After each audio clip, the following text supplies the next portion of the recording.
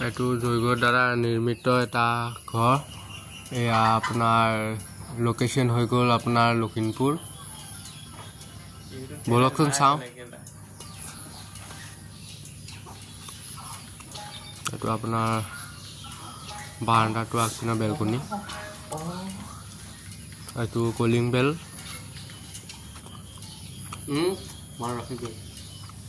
আপোনাৰ এইটো solar panel already লগাই থৈ দিয়া আছিলে। এইটো MCBটো আৰু মেইন কাৰেণ্টটো এইপিনে দিয়ে গৈছে। ফল চিলিঙৰ ফ্ৰেমিঙো হৈ গৈছে অলৰেডি, আৰু আমি লগতে ৱেৰিঙো পেলাই দিলোঁ। এইটো আপোনাৰ ড্ৰয়িং হল, ডাইনিং এটাষ্ট। আপোনাৰ এইটো কিচেনত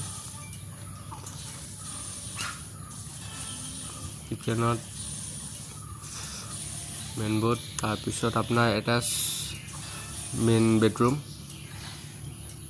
এইটো ফল চিলিং হ'ব। তলৰ গোটেই পাৰ্টটোৱে ফল চিলিং হ'ব, বাকী ওপৰৰ পাৰ্টটোহে আপোনাৰ ফল চিলিং নহয়। এইটো আপোনাৰ এটাচ বাথৰুম আছিলে, আমি লগতে পানীৰ কামো কৰি দিছোঁ বাৰু।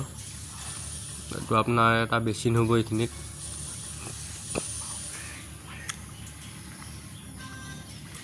তাৰপিছত আৰু এটা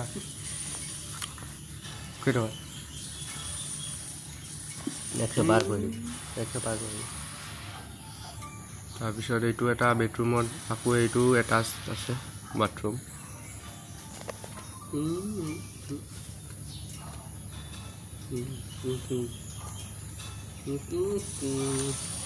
এইটো এটা আপোনাৰ সৰুকে কৰিডৰ টাইপত, মানে সৰু এটা ৰুম। ওপৰত যাওঁ বলক। ওপৰতো চেম পাৰ্টে, কিন্তু মানে আপোনাৰ ওপৰতো আপোনাৰ ভালকৈ দেখুৱাই আছোঁ। আপোনাৰ এইটো ষ্টেপ লাইট। তাৰপিছত এইটো MCB ওপৰ পাৰ্টৰ কাৰণে। এইটো এইবিলাক মেইন চেইন পাৰ কৰি থৈ দিয়া আছে ৱেৰৰ।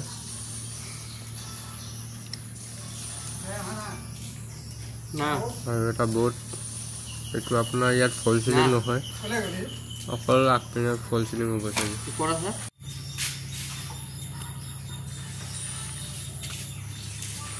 ওপৰত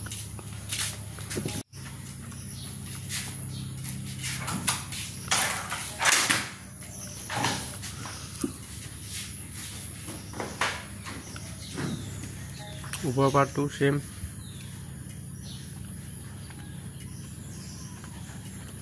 এইটো ৰুমত ফল চিলিং আছে।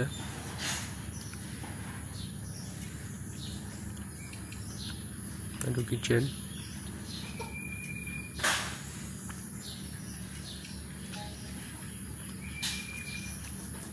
এইটো এটা বেডৰুম।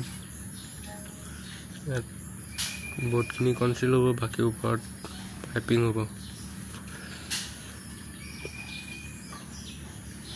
এইটো বাথৰুম টাচ।